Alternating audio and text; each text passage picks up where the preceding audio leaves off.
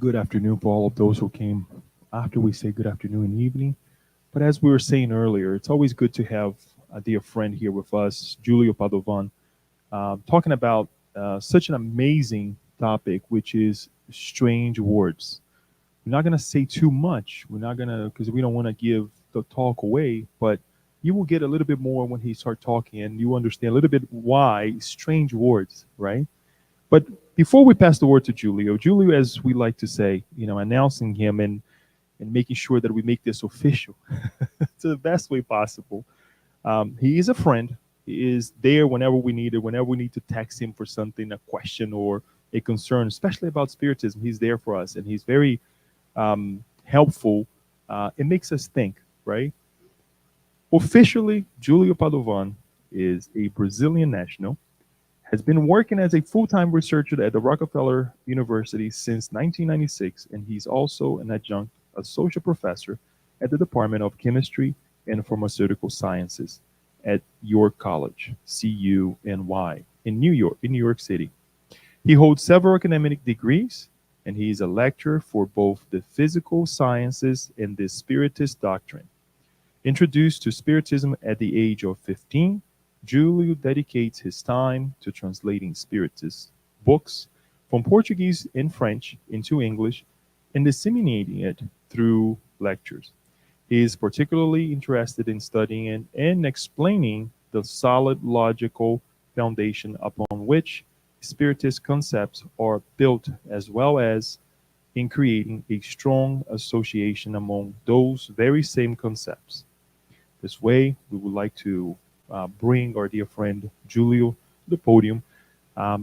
Before we start, we'd like to invite everyone to, if you're watching us, if you're following us online as well, and those here too, later on, hit the like button so we can disseminate the word. We can disseminate the work as well, and so that more people can actually get to see it, right?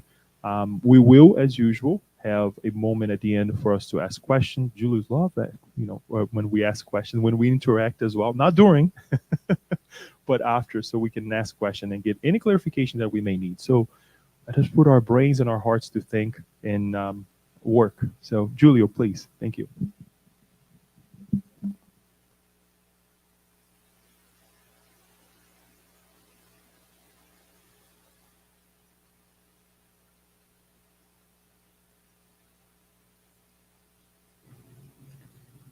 Okay. Good afternoon, everyone, ladies and gentlemen, brothers and sisters from this plane of existence and from the spiritual plane as well, of course, our mentors, our guides. Today we have a special topic, strange words. You're probably familiar with something that says strange morals. And throughout the lecture, you understand why I changed from morals to words. But basically, I can tell you right away. It's because when we're talking about the gospel, yes, it's strange morals because we are looking at the whole text. But I want to convey to you why those texts or those excerpts are so strange. It's because there are certain words there that have very special meaning. So I'm calling your attention, not to the whole thing, but to the tiny little pieces that actually make it so special. Okay, so the lecture today is basically in two parts. A very short one at the beginning, where I'm going to give you an approach to reading and interpreting the gospel. It's not my approach. It's not the last approach that you will ever hear about. It's one type of approach. And if it works for you, great. If it doesn't, you are very welcome to look for something else. It has to be something that fulfills you. Okay? So this is an approach that is based on logic. And the reason why I decided upon this is because Allan Kardec said that our faith has to be rational. If our faith is not rational, it very quickly actually derails, right? Degrades into fanaticism. Then we don't really believe. We basically just follow somebody else, who is also following somebody else, and who's also following somebody else. So we become a mob. as opposed to a league of individuals who think alike, who feel alike. We need to understand why we have a belief, why we feel that way.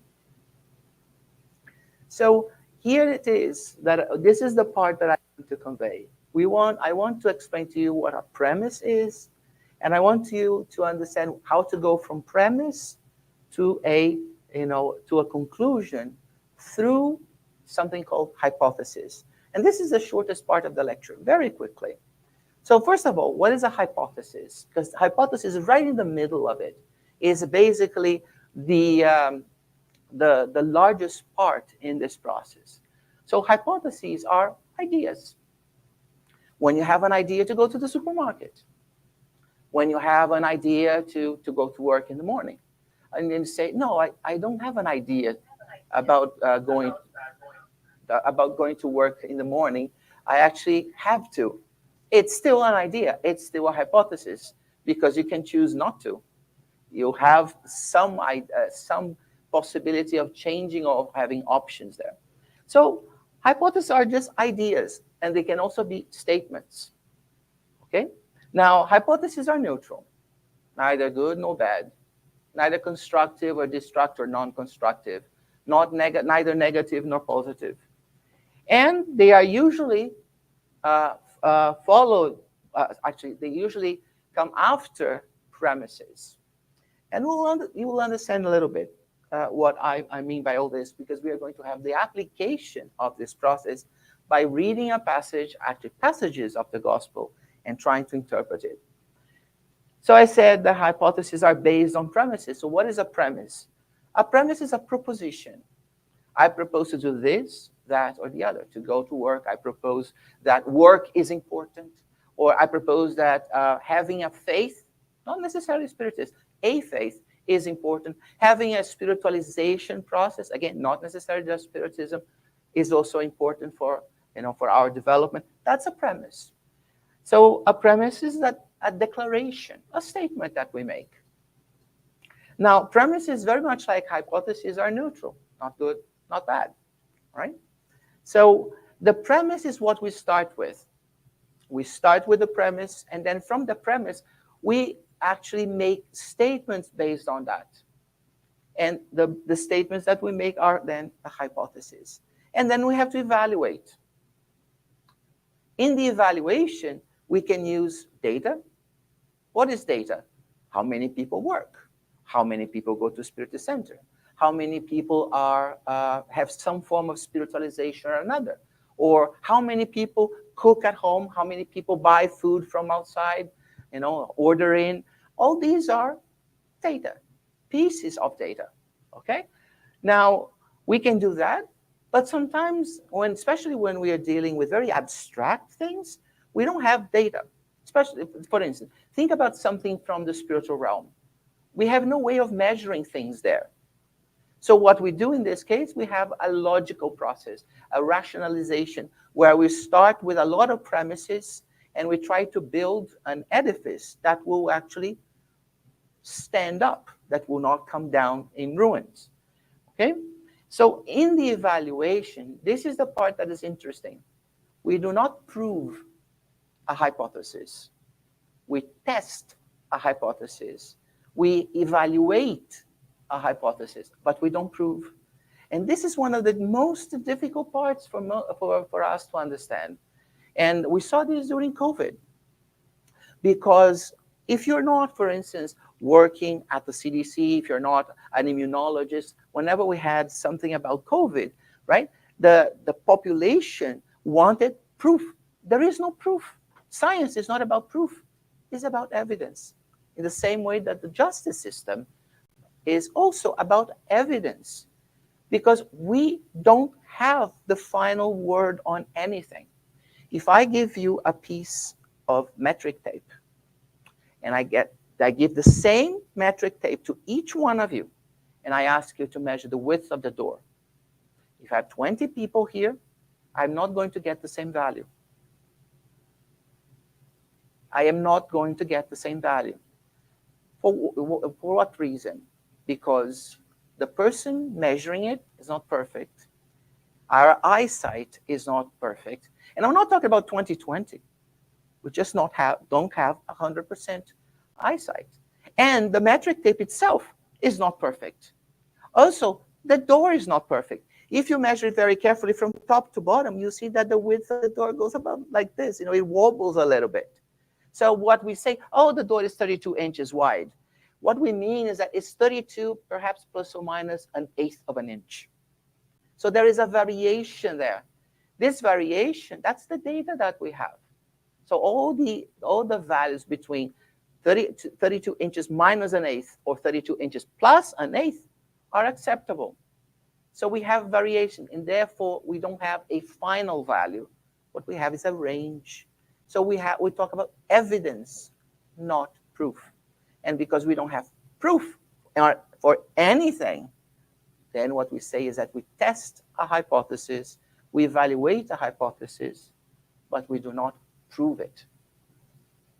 And maybe something that we test today and looks okay, tomorrow when we have better knowledge about things, that hypothesis will no longer hold because our lives are dynamic in nature. The only absolute truth is the one that belongs to God. And only that is going to be forever one and the same. So this is very important that we move away from this frame of mind that we know something. We don't. We have an idea about something. We have a hypothesis that we tested, that we evaluated, and we got a result that makes sense to us now. 100, 1,000 years from now, we won't know. Most people believe that it was the sun that moved around the earth 1,000 years ago. Even today, there are still people who do not believe in what Galileo showed us. So it is so complex because we are trying to get proof which we don't have. And it takes a huge amount of personal effort to move away from this. When we find this, because it's a type of bias, when we find this applied to scripture, to the interpretation of the scriptures, then it gets even more complicated.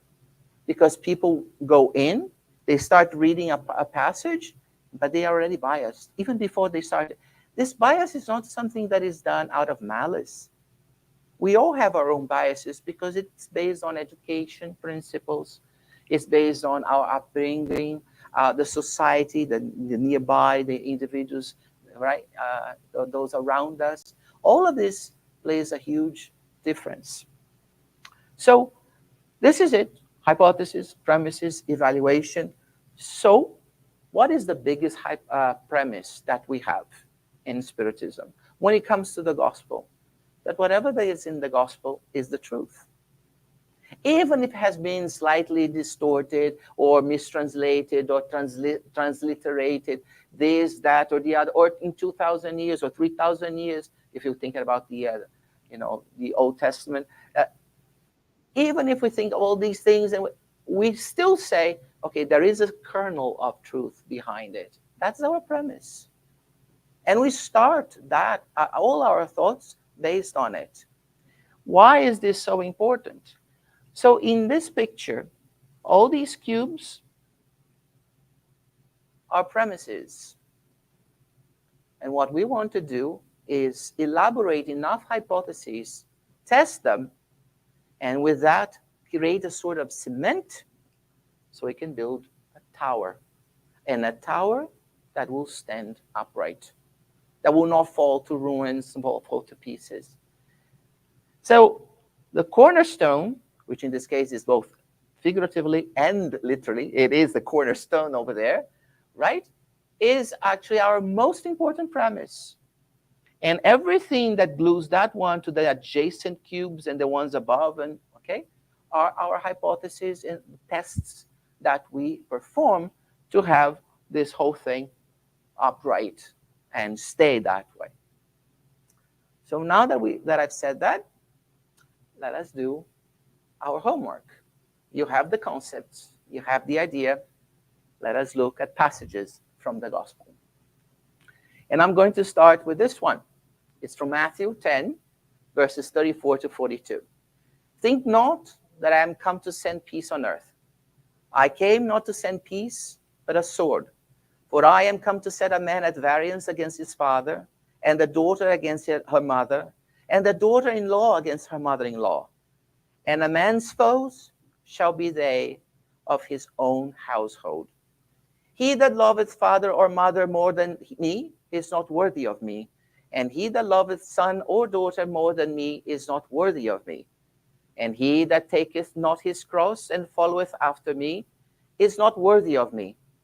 He that findeth his life shall lose it, and he that loseth his life for my sake shall find it. He that receiveth you receiveth me, and he that receiveth me receiveth him that sent me. He that receiveth a prophet in the name of a prophet shall receive a prophet's reward.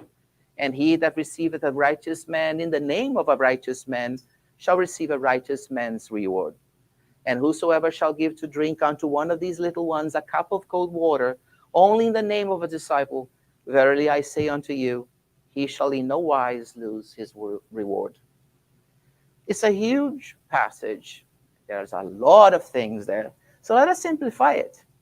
Whenever we have a big task, we apply my namesake's strategy, Julius Caesar's divide and conquer. You make it up, split it apart, and we take just the first part. And there you have it.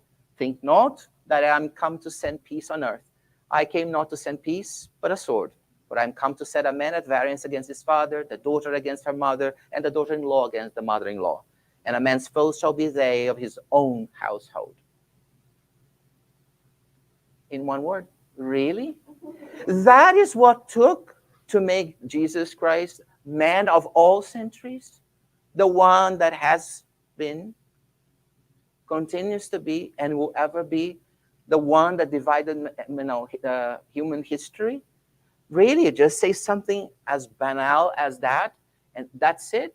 There must be something behind it. And this is why this is in the gospel under strange morals. Because think about it this way. You are basically saying, let's go to war. Right? We're bringing a sword. Look at the symbolism. We're talking about sword. We talk about division even within the household. So there must be something else. So when we look at a passage that is that bad for us to understand right away, okay, we have to ask, we have to make or create hypotheses, elaborate hypotheses. So we start by saying the words are not from Jesus, or they have been so damaged, so irreparably damaged or altered that we cannot prove one way or the other. Now, I just want to convey one thing to you. This is not a very good thing to do in logic. You see that here we have actually two hypotheses in one. Either the words are not from Jesus or they have been irreparably damaged. But we don't have time here today to go at every little thing. At home, when we are studying the gospel, we can do that, right? Because we don't have to write, we don't have to make a PowerPoint, and we are not, on a clock. So here I put the two together because the results of both of them is one and the same. If it's not from Jesus or they have been altered, they are again not from Jesus, right? So I can join them. But logically speaking, if I were to be giving this lecture to an audience of logicians, okay, or philosophers, they would crucify me. In this case, pardon the expression, okay? So you cannot put two in one, but in this case, we can. So that's our hypothesis one. The words are not from Jesus. Hypothesis two, the words are from Jesus. And then we have to think something else. So now what we do is this. We elaborate a premise. So we have, if the words are not from Jesus, why should we bother? As far as spiritualization is concerned, perhaps historically we want to understand what someone said, okay? Or how a society as a group changed those words. But for spiritualization, if the words are no longer from Jesus, then we no longer have the major premise, which is that Jesus is our paradigm of perfection.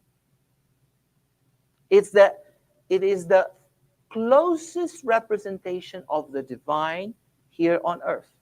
So if it's not from him, if the words are not from Jesus, there is no point, spiritually speaking, as an exercise of faith, to go after them, to try to interpret them. Now, if the words are from Jesus, then we have to put some effort, right?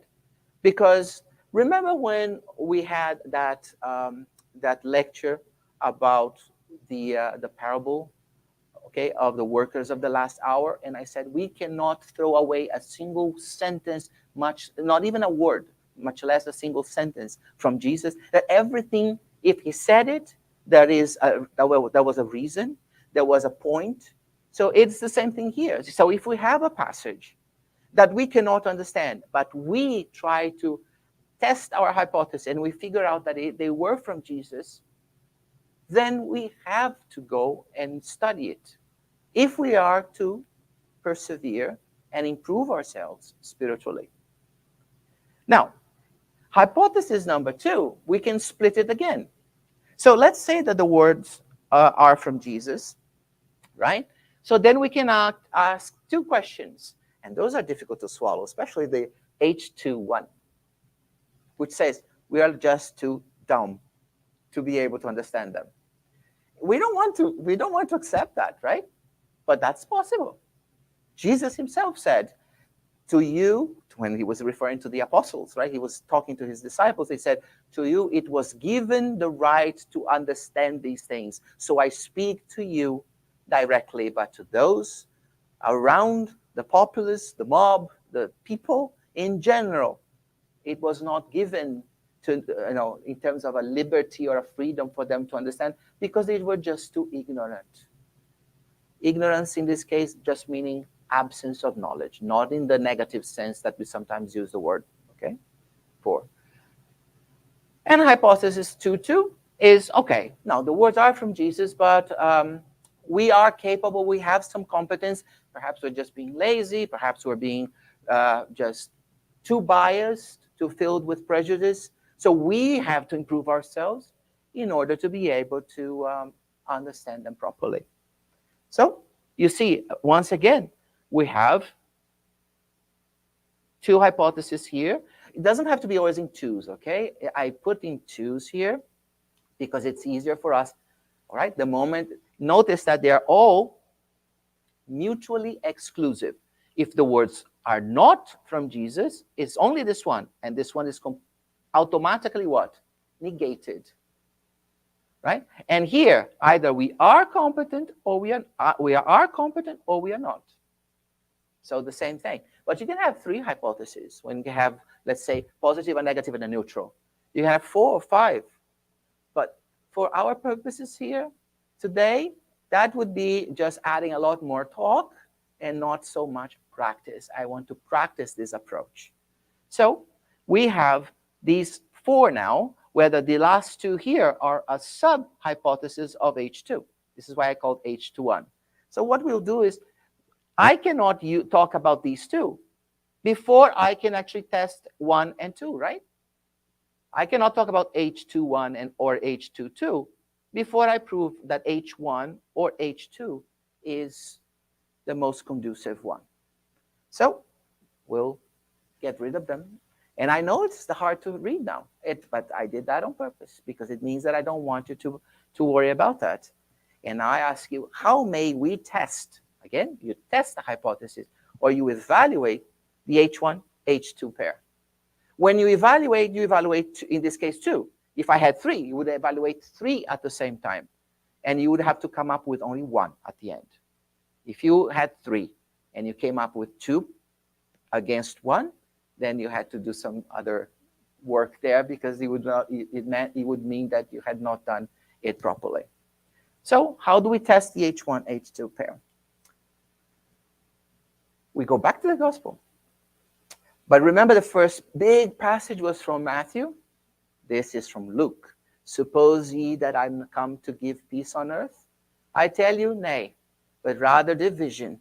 For from henceforth there shall be 5 in one household divided, 3 against 2, and 2 against 3. The father shall be divided against the son, and the son against the father, the mother against the daughter, and the daughter against the mother-in-law against her daughter-in-law, and the daughter-in-law against her mother-in-law. And he said also to the people, when you see a cloud rise out of the west, straightway ye say, there cometh a shower, and so it is. And when you see the south wind blow, you say, there will be heat, and it comes to pass. Ye hypocrites, ye can discern the face of the sky and the earth, but how is it that ye do not discern this time? Yeah, and why even of yourselves judge ye not what is right? When thou goest with thine adversary to the magistrate, as thou art in the way, give diligence that thou mayest be delivered from him, lest he hale thee to the judge, and the judge deliver thee to the officer, and the officer cast thee into prison. I tell thee, thou shalt not depart thence, till thou hast paid the very last mite. So, big one too, right? And you notice at the beginning, if you remember the father against son, daughter against mother, daughter-in-law against mother-in-law, seems very similar, right? About the sword, not peace, but the sword. So let us try to see what we can do here. Again, we are going to get the first part of it. We are going to get just that part. We are going to now have this. And we'll see that this is very, very similar to the passage from Matthew. Let's put the two together, side by side. Why am I doing that? Because this is the data that we have. Remember that to test a hypothesis, we can either use logic or in argumentation or data. We have the gospel. Now, I could have also put here the Gospel of John, okay, the gospel, other gospels or other parts of the scripture, but I don't have enough space there. And two, take my word from it, but do your homework at home. Don't take my word literally. But no, when you go home and say, oh, let me see if I find this in John, for instance, or in Mark, and you'll find them. You will see that this. So now we ask ourselves this. If this was not correct, if this was a transliteration, if this was the multiple variations of different translations from 2,000 years ago to today, why would we have the same thing on the other side? Not the same words, by the way, but the same thought, the same premises that Jesus is purported to have said, I came to bring the sword as opposed to peace. So then, this doesn't prove that Jesus said it. You want proof? You find a time machine, go back there and record Jesus doing that, or film, even better, because then you have audio and video. Okay, and you should also have him sign a declaration saying, I stated this on this day, on this at this time of the day, and to this number of people, and collect a few signatures for witnesses as well. That's what we want, right? We want proof. We don't have that, but this is what we have. So we could go also to the Gospel of Mark. We go to the Gospel of John. We are going to see similar ideas. So the point that we might say, oh, but they were all together. Perhaps there was a conspiracy theory. They were a group that wanted to create these ideas. Okay, no, it's valid. That's what I want you to do. I want you to play devil's advocate. Ask yourself this. Create this hypothesis that they were all conspirators. They were trying, all the disciples, the apostles, okay, they were conspirators. Do you really believe that that type of conspiracy would have survived more than 2,000 years? We can't even make some today last for 5 years. We're talking about 2,000, and 2,000 at a time when people did not have WhatsApp, when people did not have internet, when people did not have hard disks to record things and keep it for posterity. People didn't even know how to read and write. They had to tell one another. So for a tale to have survived all this time without being so adulterated, changed, altered, it means that there must have been a kernel of truth. It is the kernel we are interested in. We are not interested in all the fluff that is around. We want the core of it. That's what is important for us. So you can ask that, but then your own mind will lead you to test that hypothesis and say, this is not possible, that they were conspirators, that they created all these lies, this nonsense. Because you will say, but how would they? Then you have to ask yourselves, because you cannot just stop halfway. If once you start the thought process, you have to go all the way to the end.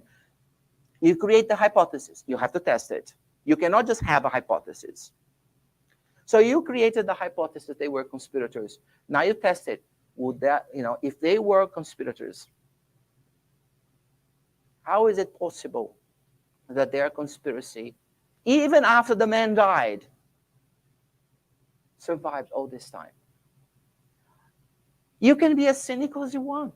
You will not, unless you lie to yourself, which is what we do. Humans are phenomenal at lying to themselves. We all are. Okay? That's the only way you lie to yourself. But if you really pursue the truth with an open mind, you are open to evaluate things, you will see that you created a hypothesis and you yourself checked, evaluated, tested the hypothesis, and showed it, did not prove, showed it to be false based on the data that we have. So many gospels. And the length of and the time that this has been with us. Pretty much in the same way. So now, if we look this part here, we're talking about enmity, right? Jesus is saying, I do not bring peace. I came to bring the sword. So how is it possible for Jesus, what we hold to be the paradigm of justice, of meekness, of tenderness, of everything that is plenitude and perfection in this world, as close as we can understand these things, right? How is it that he said such a thing? But now we have already said that, yes, we tested that hypothesis. It has to be, a kernel of truth in it, because we see it from many different authors, and it has survived 2,000 years and counting, right? So we must then realize that there is something else behind the words. Even before we think if there is a moral or not, we have to think of the word and the words in this case. Jesus did say yes, but then this might not have been the way or what he wanted to convey. Either the words changed in all these years, and then we can go to people who are, professionals, proficient in Aramaic, ancient Hebrew, ancient Greek. We can look at all the translations, and they will say to you, no, that's how it was. So then it must have a hidden meaning. We cannot just read and say, oh yeah, I believe this. Because if we just say, I believe in it, just like that, without an explanation to ourselves, it means that we are just accepting something without really thinking about it. It is a flawed faith. It's an empty faith. Look at the next one. For I am come to set a man at variance. At variance means at odds, okay, against his father. And by the way, for those of you who are wondering why I'm using 15th century English, it's very simple. It's because it's one of the faithful translations we have. The new translations, in an effort to make it simpler for people to understand, have some ideas introduced. And this is why I keep with 15th century. This is the King James Bible. It's not even a new version of the King James's Bible. Okay? So that's why. So now, look, how is it possible for Jesus to say, yeah, my job was to come and set father and son against one another, mother and daughter against one another, okay? Daughter-in-law against mother-in-law. You notice that there is no father-in-law against brother, son-in-law. Why? Because it was the wife's duty to live with the husband. And a wife without a husband was not considered not even a free person. There were no no single women. The concept, okay, the concept of a person, especially a female, not being married was not accepted in those days. So, in the same household, if you had a son, then you have son and father. You have to start with the father and mother, unless one of them is deceased, of course, right? Now, the other thing is you don't have divorce. So, if they're not dead, they have to be there. They have to be putting up with one another and living under the same roof. So you see, you have to go after the words. You have to understand every nuance that they are actually conveying to you. And then, of course, if the son marries, the son still lives with the parents, right? He brings the wife there. Therefore, mother-in-law, okay, daughter-in-law, but not son-in-law, because the son, okay, will be in his own house, and then it will be his father. It would not be his father-in-law. It will be his father. So you have to take every little word there and try to find a meaning for it. And a man's foes shall be from within. So it's not just that we're talking about enmity on the first part that I highlighted, this one here. It's not that I'm saying that this is a generalized enmity, that one is being an enemy of another from within the family. It is really, really deep, entrenched in the unit of society, which is the family. So if Jesus did say, so we have here the one from Matthew, the one from Luke, if Jesus really said all these things, there has to be a reason there. And now is when, once you are satisfied with the hypothesis that you create and how you went about testing them, evaluating them, you don't prove any one of them. Now you have to find the meaning. And the meaning is only as good as the work you put in. If you just read it, that's it. You don't think about it, you're just going to accept it, but it will make no sense to you. There will be no real deep meaning, spiritual meaning to you. But if you now see this, it's okay, these were from Jesus, but he cannot have said that he wanted to bring distrust, mistrust, enmity within a family. So he was probably referring to something else. And what is the something else? Then of course, I cannot have all the time to show everything, even though we're going to be here until tomorrow, at least until 10, right? It's about an hour to North Beach, isn't it? Right. Okay, so until 10, okay? We have another appointment. But it's even that, we can't cover the whole gospel. The point is, there must have been another meaning. And the other meaning we find when he says things such as, to you, it was given the opportunity to understand. But to the people, to the general people, it was not. So Jesus knew that whatever he was saying at the time was so revolutionary. It was so beyond their capacity, their ability to comprehend, that it would actually, for those that embraced it, it would actually create enmity against those who did not embrace it or would not embrace it. And this is what we have been seeing, right? Look at how many religions we still have.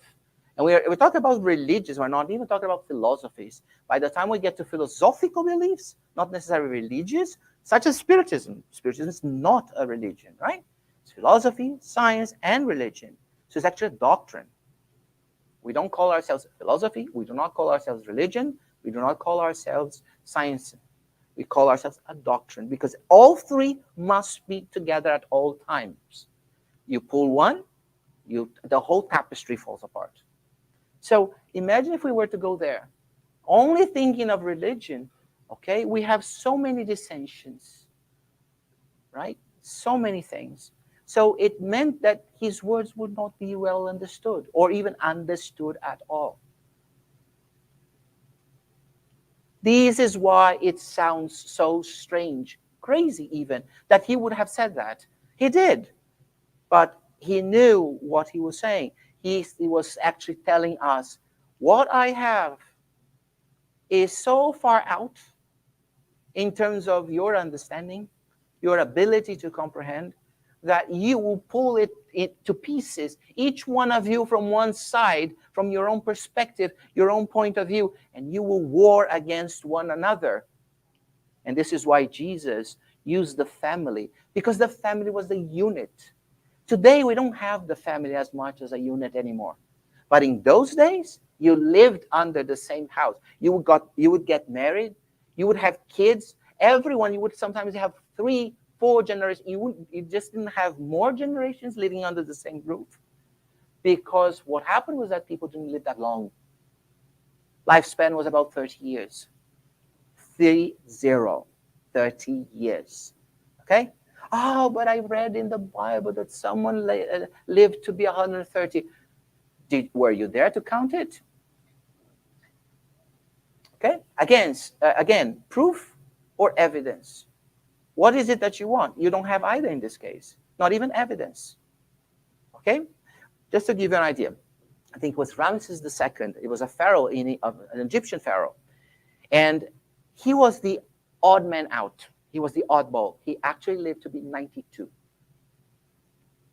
In 92 years, he spanned, 6 generations. Because we're talking about even before Christ. So if at the time of Christ, the life expectancy was 30 years, in Egypt it was even before. People would die in their 20s. Okay? Most of us here would be here listening to it, spiritually speaking. Just with our spiritual, with our perispirits, right? Some of us would have been reincarnated twice in that time. Okay, think about, I know people that are in their 90s, right? That would be what, four, almost five lifetimes from those days. So Ramses II, I think it was. Pardon me if I don't recall this correctly, but the fact that he lived for so long actually gave credence to the fact that pharaohs were gods on earth. They were not gods as the Greeks would say, gods from Olympus or gods from heaven. They were representations of God, of the divine, on earth. Because he lived for so long that in the same household, even if you had 3 generations living under the same roof, they all knew one pharaoh. It was unbelievable.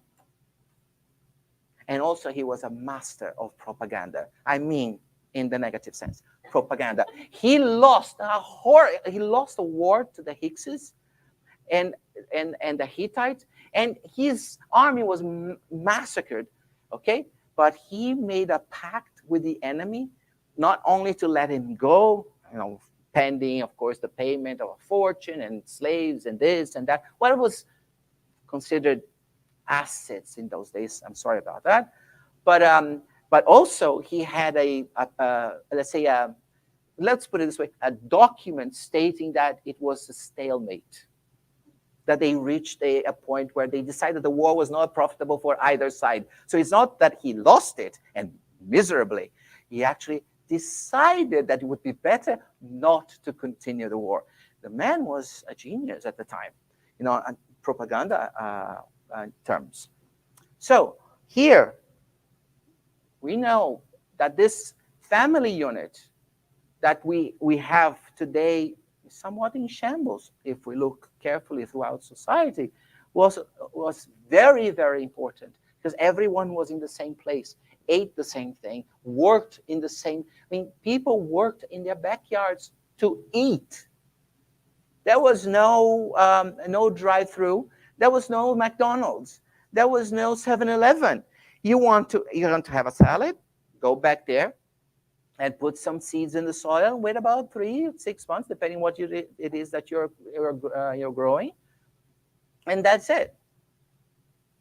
By the time we reach the Middle Ages, when you wanted to write one piece of paper, you want to have a piece of paper, one sheet, it will take you almost a year to make that sheet of paper.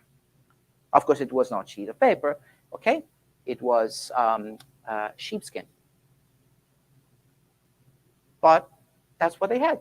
You had to find beetles in the forest, grind them, the right beetle. That will give you maybe a red color or a red hue, a blue hue, and this and that. So we don't understand what we are reading here because this is so far removed from our reality. So in order for us to test these hypotheses, we cannot be, lazy. We have to make an effort. So see, something as simple as why is the father-in-law and son-in-law not present?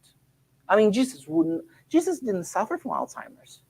He was, he did not suffer from any of the neurodegenerative diseases that we have today. So why is it that he, the representation, the closest representation of the divine, would have missed the opportunity of saying that there? I mean, was he considering father-in-laws and son-in-laws less important than all the others? But males had more importance. So then he would have dropped the daughter-in-law and mother-in-law, right? And he didn't. So you have to read and go beyond to test your hypothesis.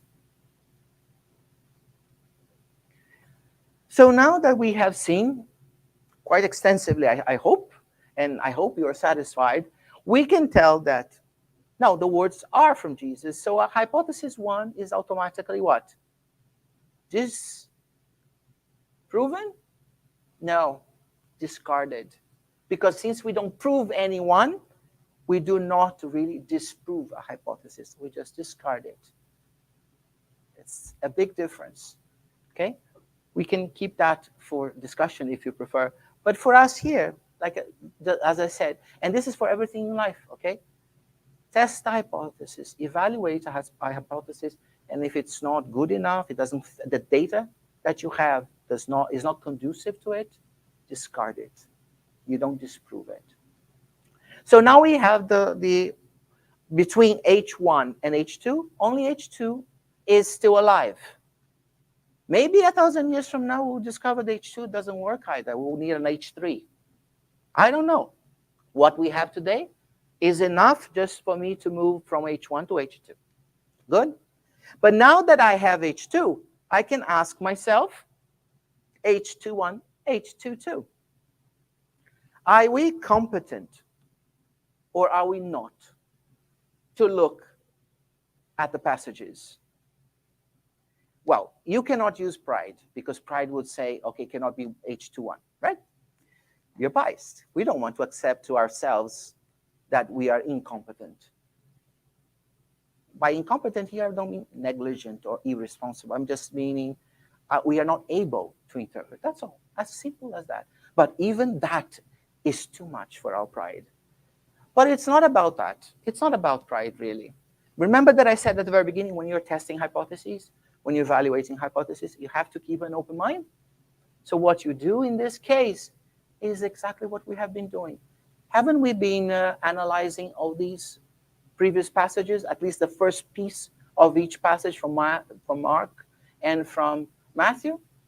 Didn't we do this until now? So we are competent. It's just a question of effort. It's a question to talk to one another. Oh, I don't know if this word is correct. You go to a person that does translation or who is an expert in ancient Aramaic, ancient Hebrew, Coptic, ancient Greek. Because ancient Greek has nothing to do with Greek, just the alphabet. The grammar is different. The words, most of the words mean completely other things, have completely other meanings. You have to be very careful. It's in the same way that if I give you ancient English and I put, not even English from the 15th century, but if I give you ancient English and English, you will say, what is this? Which language are you using here? Because you will barely recognize them. Same thing for French. Ancient French and French have very little income. I mean, a very well educated person that knows French or is French or have learned French from the very beginning may be able to read a big chunk of it, but not without some effort. Okay, so we go to an expert, but we can also do the homework on our side just by asking, Why is it that the father-in-law and the son-in-law was missing? Things like that. So now we have these two. And we have already, in a way, answered our own two hypotheses, right? Because we have been doing all that. So let us just continue to see that we can even strengthen our confidence that we are competent to do so. Remember that we only looked at the first excerpt of each passage from Matthew and from Luke. So let's keep going and do the same thing now for the rest of the passages. So, more strange words. After all, we are all about being weirdos. Okay? So, this is the big thing from Matthew. We are going now to cut it in two parts, and we're going to focus on the last part. And there you have it.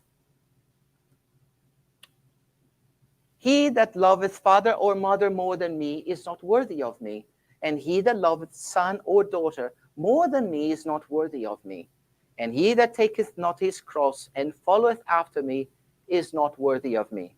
Even if that goes straight over your head, okay?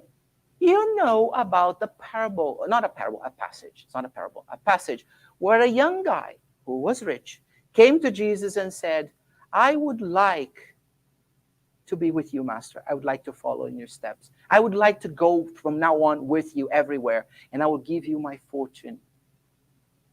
Everything, no, he said, sorry, I will give you everything I own to you, right? And then Jesus said to him, Jesus being capable of seeing in the spiritual bubble of that young man, right? Said to him, yes, so relinquish everything and come with me. And the young man turns around, very sad, because Jesus said, now, relinquish everything you own and come now. He was offering money. Jesus didn't say anything about money. He said, relinquish everything now and come with me. And he couldn't do it. And that in itself is almost like a strange moral. Why is that? Because at the time, he was the firstborn male, okay? He would inherit everything from the father. The father had just passed away. But in order for him to inherit everything, it was the custom of the time that you had to be seen at the funeral. If you were not there, you were automatically disinherited. And society, the same society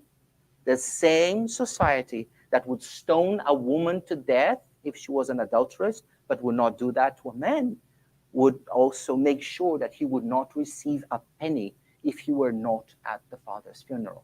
There was no excuse.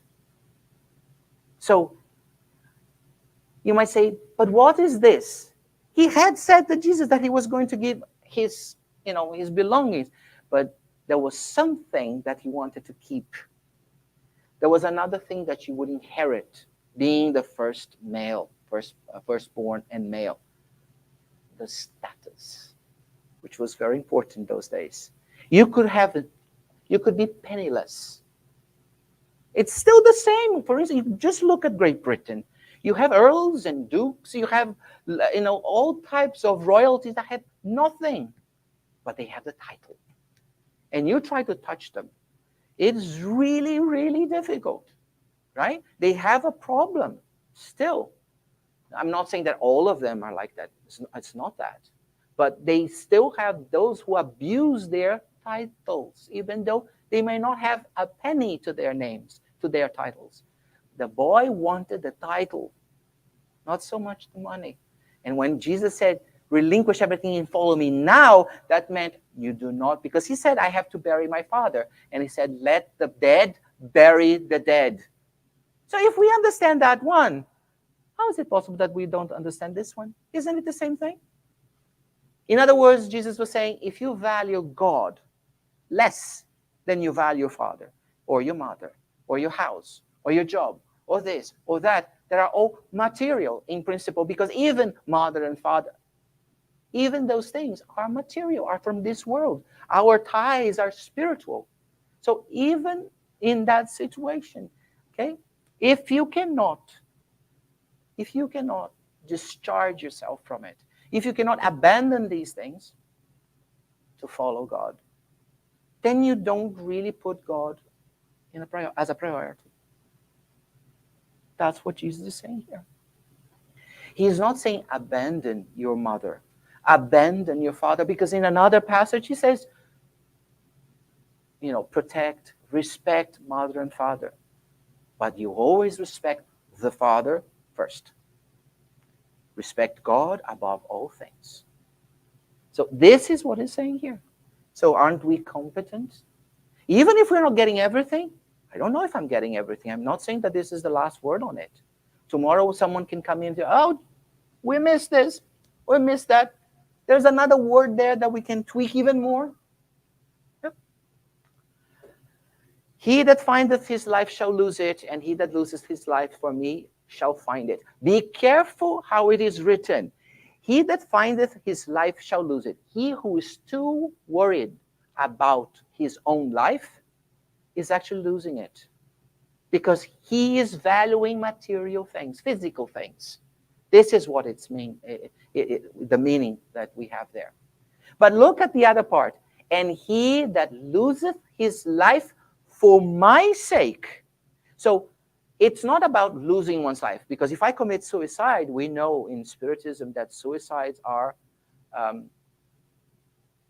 very, they are acts of aggression towards the physical body that we end up receiving a lot of consequences, negative consequences, that may take 1, 2, even more reincarnations for us to get rid of, or actually to overcome.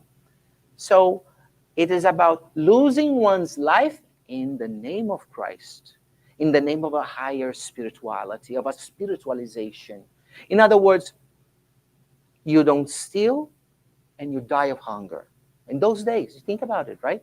You did not have a little plot of land, or you were not a free man. If you were not a free man, even if you had money, that was stolen. That's what people would say. If you were not a free man, you could not have money. Slaves were not allowed to have money. So if you had money and you were not a free man, you had stolen it. There was no concept of you are innocent until proven guilty. You were guilty, period. So that's that part here. And then he says, you that receive, he that receiveth you receiveth me. So in the sense that when we treat others with respect, is as if we were in the presence of Christ. Christ is reflecting himself on all the acts of meekness, in all the acts of charity, in all the acts of goodwill that we do. So when you are actually doing something positive, constructive, it is as if Christ were right in front of you, receiving that action, that thought. Sometimes you say a prayer for someone who's suffering, who is hurting, even if the person doesn't know. Actually, that's the best way to do it, because if you say, then we would never know if you did that because you wanted people to know that you were saying the prayer, or if you actually did it out of the goodness of your heart. And then he that receiveth me receiveth him. Okay? So in the original, it is him with lowercase. This him is God. So today we would put it him with capital H. Okay? Over there. Because look, Jesus said, him who sent me. So who sent Jesus? It's only the one above it, right? Even if we don't know what God is, doesn't matter. X. The name doesn't matter. A rose by any other name would still smell as sweet, or would smell as sweet. That's how it's the original. Okay? He that receiveth a prophet in the name of a prophet, shall receive a prophet's reward. And he that receiveth a righteous man in the name of a righteous man shall receive a righteous man's reward. Well, that seems to be a bit of a twister, right? A mind twister, not a tongue twister. No, it's basically this. If you are opening your mind, you're opening your mind to someone more spiritualized than you are. John the Baptist, for instance, that even before Christ was baptizing people, those who allow themselves to go to the river and be reborn through baptism by having the waters, right? They are what? They were receiving the prophet. They were listening, heeding what the prophet was saying. So you get the prophet's reward. What is the prophet's reward? The spiritualization, the good thoughts. This is not financial reward. It's not an asset. That's what it means. And then the next one, he that receiveth a righteous man. What is righteousness? Justice. So if you open yourself to a just individual, to an individual that upholds justice as if it were the last thing on earth, last bastion of humanity, right? If you are open to that, you yourself is becoming what? Just. You're not just listening because you just want to kill time. You are interested. So then you receive the righteous man's reward, which is justice. You incorporate that justice in your own personality. And this is important. And finally, whosoever shall give to drink unto one of these little ones a cup of cold water only in the name of a disciple, verily I say unto you, he shall in no way lose his reward. What is that? They were in Palestine in those days were not as dry as or arid as it is today, but still was not as developed as it is today, right?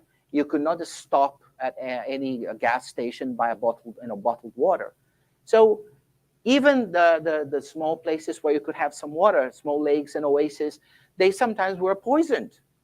So water is the symbol actually symbolizes not only purity, but the elixir of life, because we cannot live without water. We can live with without a lot of things, coffee, sodas, even juices, freshly squeezed if you want to, but not water. Our physiology will not allow that. So water here has a symbol. So if you give this gift of life, this elixir of life to someone, and look, and here's the important part, in the name of a disciple, in God's name, because the disciples were the what? The ones who were speaking for God, on God's behalf, right? Because Jesus did not say this just when he was around, because then he would have said, in my name. No, he is saying in the names of the disciples, because they were going to continue his work.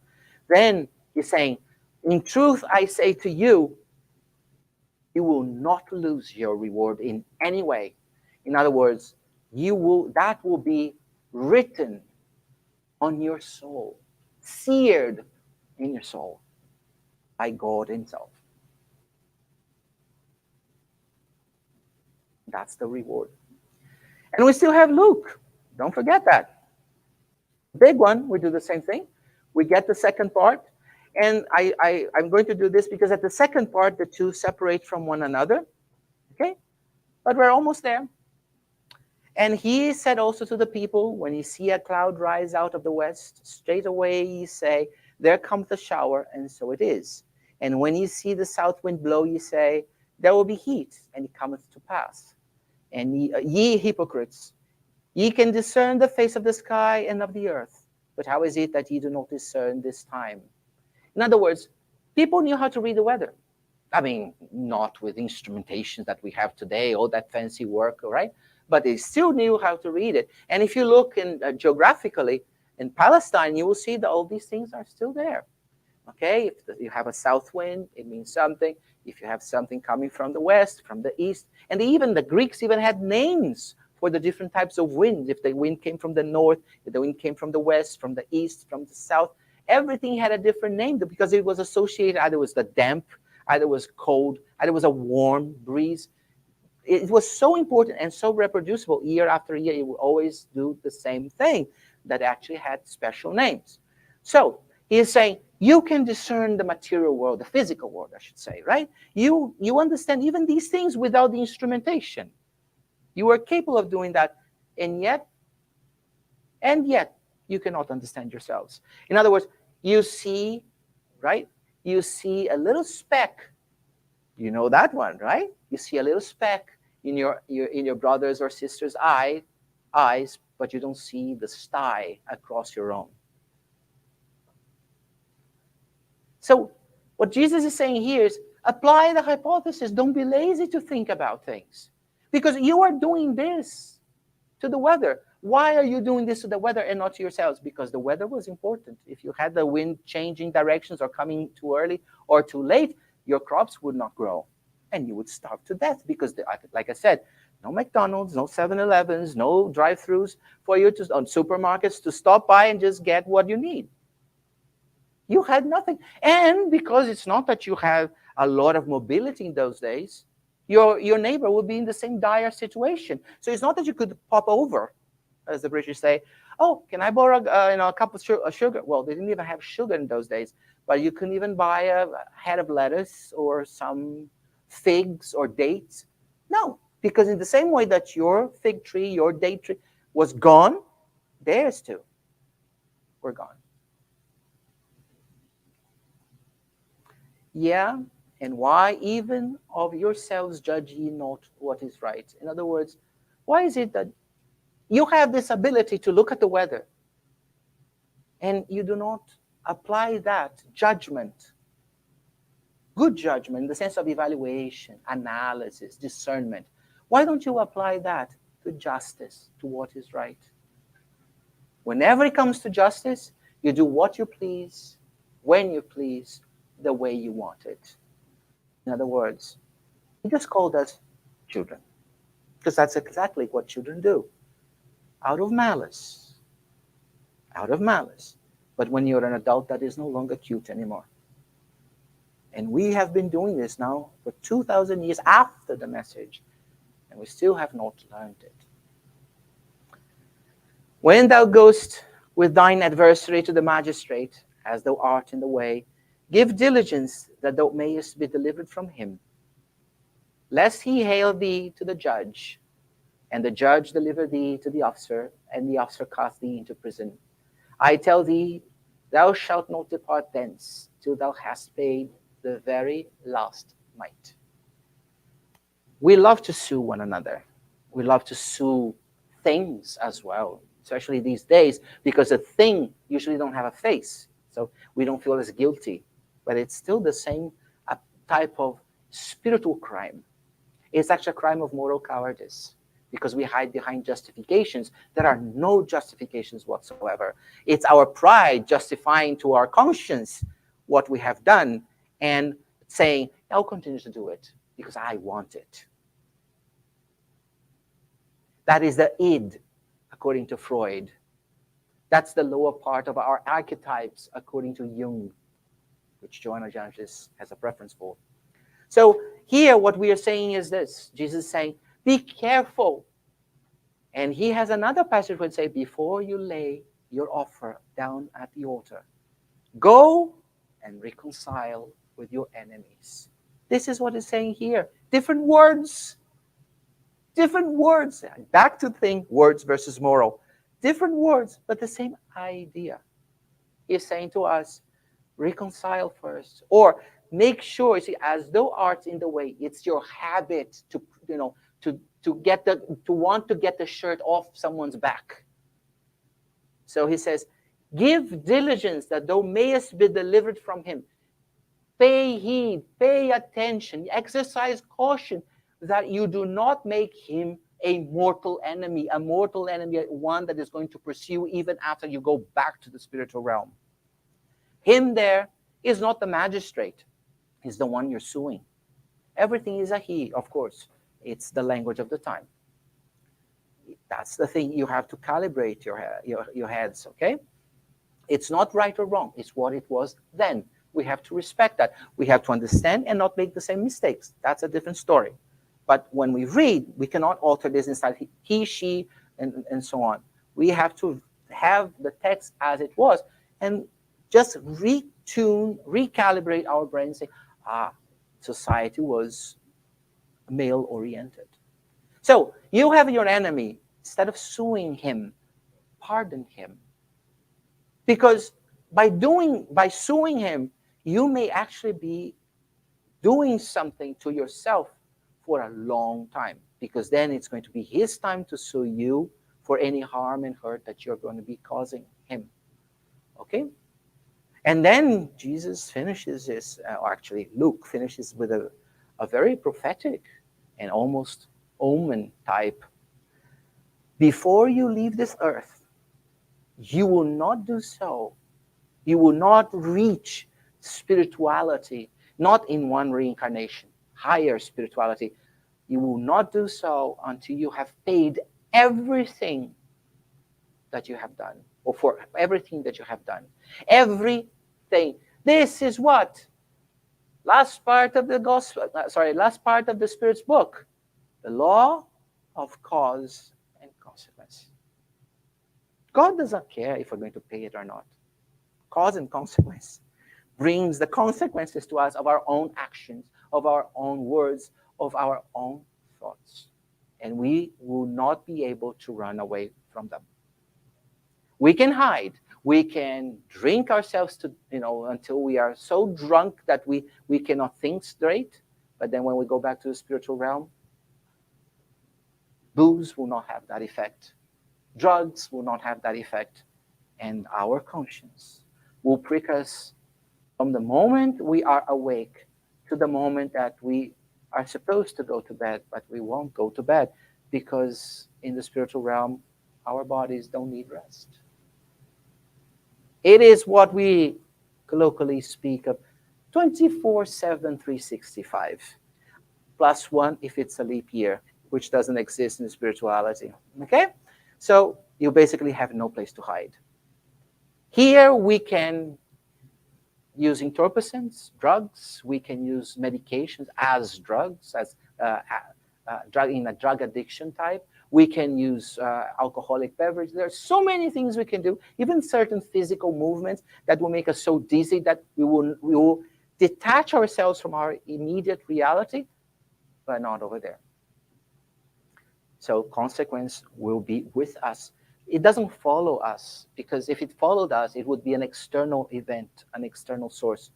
It is in us, because it's not, I know what you did last summer. Is I know what I did last summer and last winter and last spring and last fall.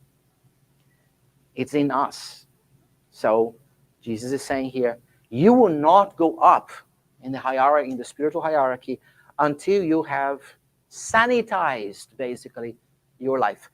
Of course, he had to speak to people that were not educated. So he says, until you have paid your last penny, your last mite.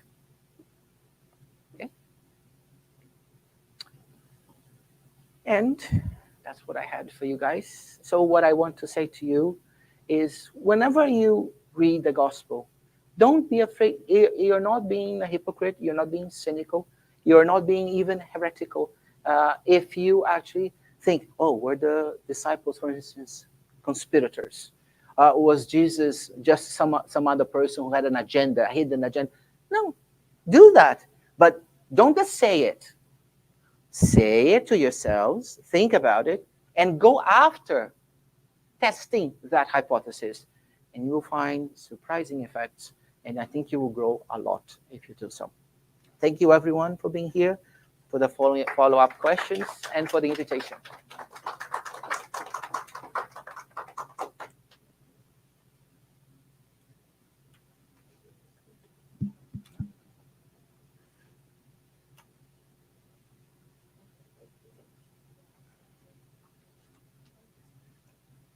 Thank you, Julio. Amazing, amazing explanation. Strange words. Strange word, right? So we don't have any questions or any comment on the web right now. For right now, hopefully. Then you keep a tab on that with me because I'm going to leave the iPad here. Anyone has a comment, question that you would like to ask? Everybody's quiet. Don't be shy. Julio, thank you so very much for helping us to exercise our reasoning. One thing that it was in the back of my mind during the whole presentation, when you start reading for this um, version of the Bible, etc., is really thinking, what were the original words? You know, it's like and I don't know if it's a question or it's a reflection or what, but it's just something that I was thinking all the time. And please, I would like to know, Arameo, the language that Jesus spoke, it has a writing version, or it was only oral tradition? So, you done? Yes. Okay. Okay. So let's start with Aramaic. Aramaic. Yeah. So Aramaic had, of course, a written part, like all of them did. Even Babylonian, Assyrian, Median, the Hittites language. Everything had a written. The thing is, you had 100,000 people living in a region. Perhaps what, 5 knew how to read and write? Not 5,000. 5. In Egypt, which at one point had close to 1 million people. Okay? Not even the pharaoh knew how to read and write. Only the priests at the high temples knew how to read and write. And some special scribes, the ones who did the calculations to pay people, and they were paid in bread and beer. And they knew how to do fractions. Yep. There was nothing else. You ate bread and you drank beer. Okay. Well, what passed as beer it's more like mead, but without the sweet part. So even if there was something, we do have a few stela, so which are pieces of stone where they carved, but especially at Columbia, at the museum in Columbia University. But you don't have a lot of things. There is another thing that it's very difficult for us to conceptualize, right? My name is Julio, Julio.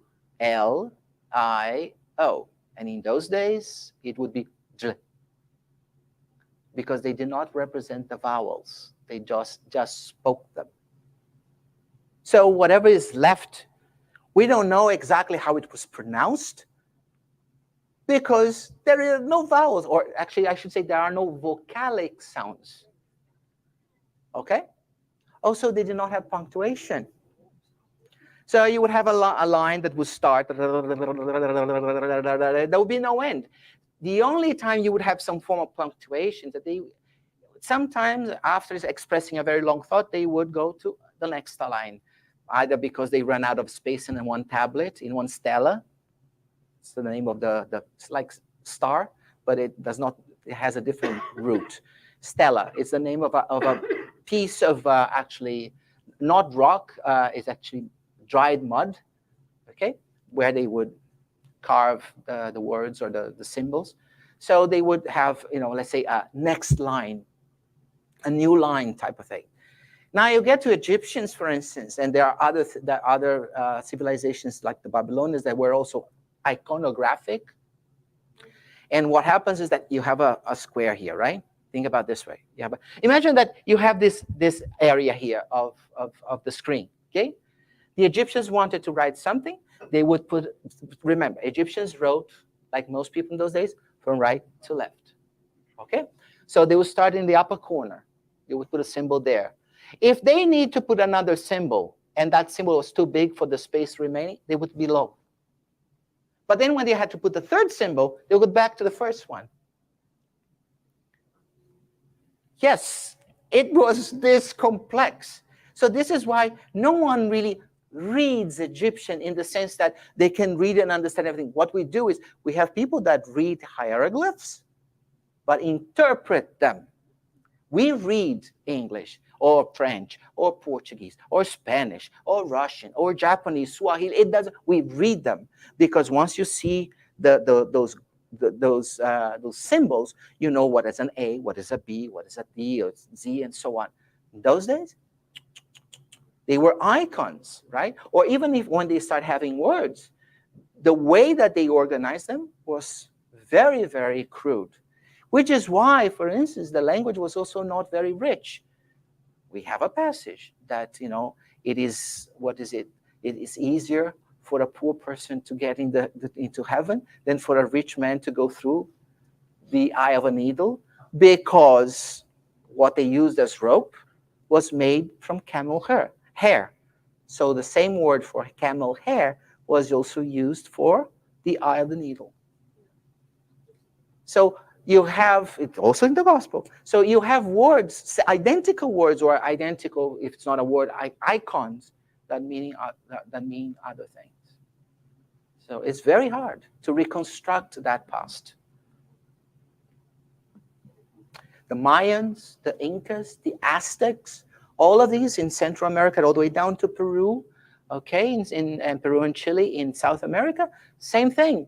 They did not have letters. They had icons, and they moved them around in the space that they had. This is why there was so many garbage in 2012, because a lot of people interpreted what they wanted to interpret, especially those warmongers or those terror mongers that love to disseminate terror, to disseminate instability, basically. Thank you. I answered everything, right? Yeah. Oh, sorry. Guess everybody's wondering how to pronounce their name without vowels, right? Yeah. Well, not even vowels, vocalic sounds. So, for instance, Vocalic if someone's sounds. called Yvette, the Y is not, it's a semi-vowel. Fit. It would be fit. Yeah. Exactly. I'm doing it in my mind already. I'm already thinking, good Lord. No, actually. Could you ask the next Oh, question? Leo. Leonardo would be Leonardo. Whatever. Right, exactly. Leave it alone. It.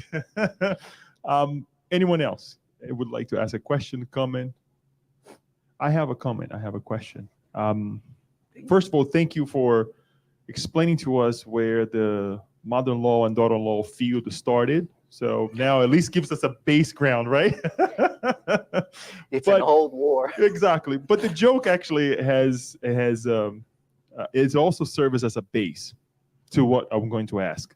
Earlier today, we're reading chapter 15, verses 4, 5, 6, and 7 of the Gospel according to Spiritism, talking about without charity, there is no salvation. And it's, I start connecting, nothing is by chance, I start connecting with the, I would say, second part of your talk there when we brought the idea of loving God less than we love our family members. And we often come with, in contact, per se, with this idea of, do I spend more time at the center? Do I spend more time to God? Do I spend more time to, or versus my family? And what's wrong and what's right? And obviously, I'm not trying to put you in a bad position here, but what is the balance? What would be practical ways and help understand what is the right thing to do in terms of not living this divided life where we think that I'm leaving my family behind to serve God, right? And we see sometimes we get divided, right? Especially for those of us who tries to serve at the Spiritist Center or whatever, if you're part of a congregation in the past, we may have felt that way. Just want to get some clarification on that because sometimes we do feel a little bit divided. The family is not just the unity of society. No matter how much we bash it and denigrate it, but it's still the unit of society, whether we like it or not. But it's also, from a much broader perspective, the spiritual laboratory. It does not mean that if we experience something that is displeasing to us, that, I have to go through it. This type of logic doesn't work. Perhaps you are experiencing that difficult moment because you are capable of handling it And you are there because no one else would be capable as you are. So don't ever think that, oh, I have this person or that person, or I have this disrespect. That it is something that, oh, I must have done this or I must have done that, which is usually what we do. We have this linear logic. It can be very, very twisted. And in the end, it's not that all words lead to Rome, but all paths lead to God. So you may be there because no one is better prepared, not even your own mentor is better prepared to deal with it. Your mentor is better prepared to strengthen you, but not really to deal with the problem. The same way that sometimes the coach is not a better football player or soccer player or whatever, basketball player, than the player itself, himself or herself. Okay? The coach just has perhaps the experience of life, but it's not exactly the player himself or herself.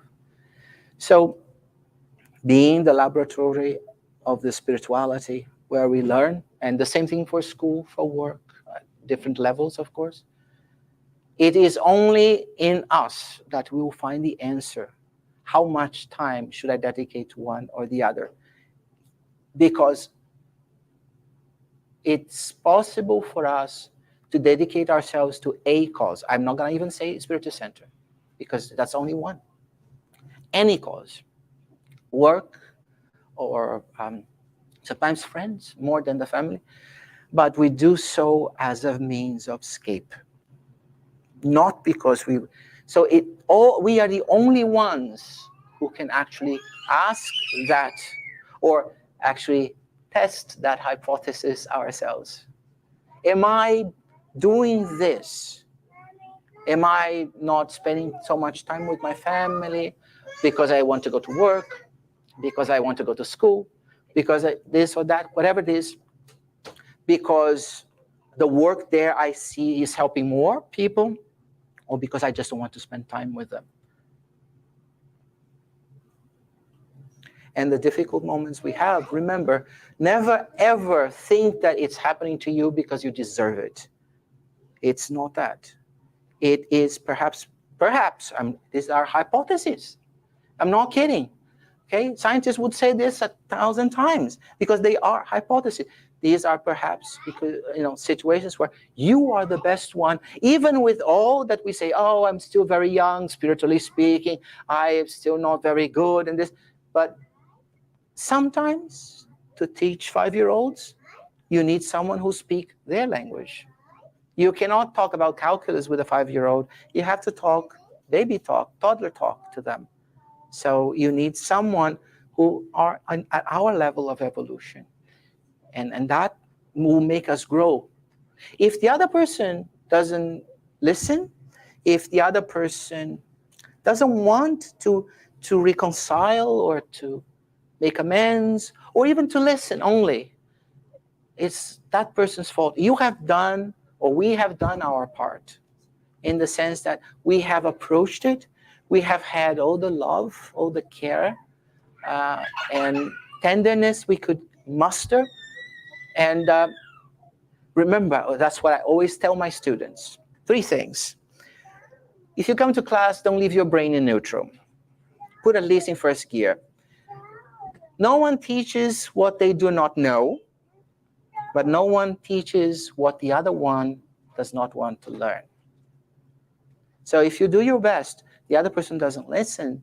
We do our best, and it's a boss, it's a wife or a husband, a daughter, a son, a mother-in-law, father-in-law, whatever. They don't listen to us. We have done our part. We cannot be charged for being negligent, because we spoke, to use what we read today from Luke in this case, we spoke in the name of the prophets. We received the prophets. The other person did not want to receive the prophet. And we also spoke in the name of a righteous man, but the other person did not want to hear the words of a righteous man. So they won't have the righteous man's reward, or the prophetic reward. Thank you, Julio. Anyone else like to say a word or comment or question? Those people who do not ask questions, I heard that they will not be able to eat, right? It's something like that, yeah. It's a fundraiser, so perhaps they will eat, but they'll have to pay more. Even We're better. judging the sentence, Yes, right? exactly. Hypothesis, right? Let's test that hypothesis. Which one is best, right? We're not going to disprove or approve, or we're just going to test it. So, Julio, again, thank you so much for this amazing talk. As we said at the beginning, Julio is to the point to make us think, right? To make us ask for more. And I think it really drives us as well to, as he said himself, go and read, right? Read it again. And I guarantee you, and this is on a personal note, that you will feel the same way I do when I listen to something, I go read, and it's like, well, the person didn't speak about this, but it's pretty interesting. We find in our own elements that perhaps it was not mentioned, right? Not that the person has, whoever is here has to cover everything, but at least it gives us the assurance that we can think by ourselves, right? We can think by ourselves. And that's amazing, right? That's a beautiful thing. So thank you again, Julio. For those of us who have the capability to go to North Beach, is a little bit more than an hour to see Julio tomorrow. Please refresh my mind what we are speaking of tomorrow. It's about the spiritual model and the implications to our daily lives. Perfect. Thank you. So basically, that we cannot really get away with anything because we leave our paw prints and footprints all over. All over. Yes, it follows us, right? It doesn't follow us; it's with us. It's with us. So, and this will be at 10, if I'm not mistaken, or 11. Julia, at what time? 11. So we'll give you more information. And it's important for us to really, if we have the time, spend our time wisely, and why not with Julio in a beautiful talk as well, to perhaps share with him as well what we digest from this talk tonight. So thank you, Julio. What we would like to do is to, we'll say a final prayer, and we will do our spiritual passes today because the house is full and we also have our fundraiser at the end, and we'll just go ahead and take the time to